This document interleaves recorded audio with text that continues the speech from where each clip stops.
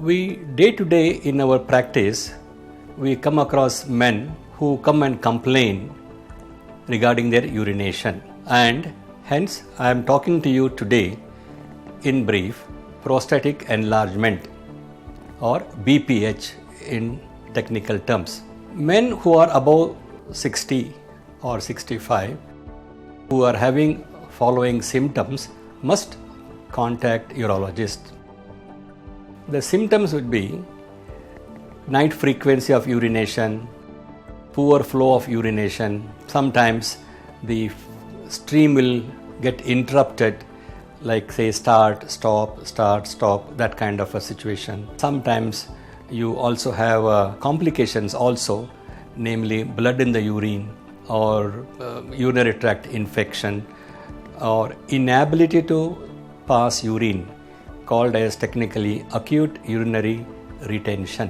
These are all the symptoms the men undergo, and it is generally blamed for the age and the hormonal changes. Now, prostate is a small gland which is situated beneath the bladder and it encircles the urinary passage. It's called urethra. The urethra brings urine from the bladder to the outside. Now, as the gland enlarges, it squeezes the urinary passage and leads to obstructive symptoms that we have explained to you earlier. With these complaints, when the patient attends, the outpatient will make him go through certain common tests focused onto the prostate gland, namely ultrasound of the abdomen to see what is the residual urine volume. Number 2, how are the kidneys. Then we also have what is called as uroflowmetry, wherein a patient comes with a full bladder and passes urine in a container, and that automatically gives us a graph which will tell us pressure flow study and to tell how is the pattern of urination.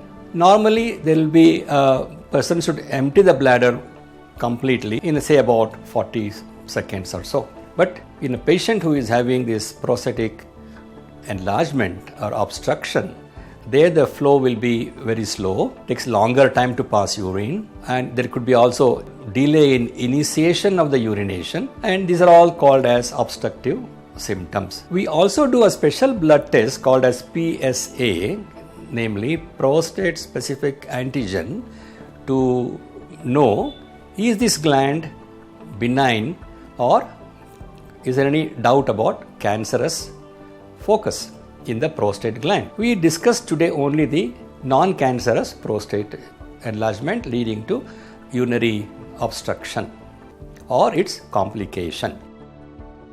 Now, once the tests are done, we also investigate is there any comorbid conditions in a given gentleman, such as diabetes, blood pressure, cardiac problems, eye problems, or any other problem like hernia, etc.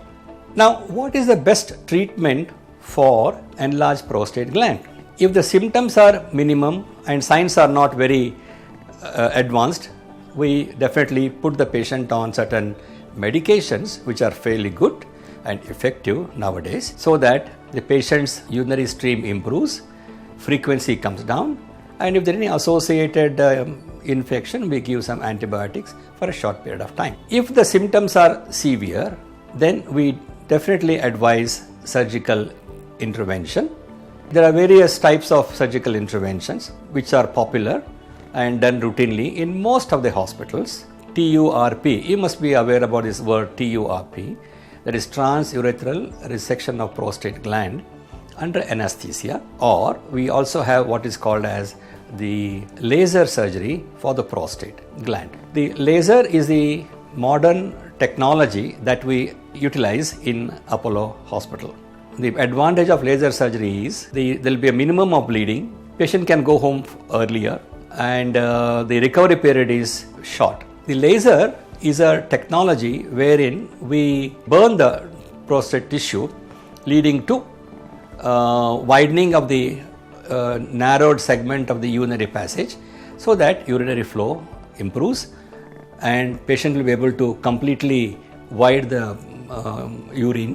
Whatever tissue we remove we do send it for pathological examination to see whether is there any cancerous focus in the prostate gland that is being excised. If it is benign, then no more treatment is needed. If there is any malignancy, then of course the treatment will be different. This is what we have discussed is called as prostate awareness program for the general public.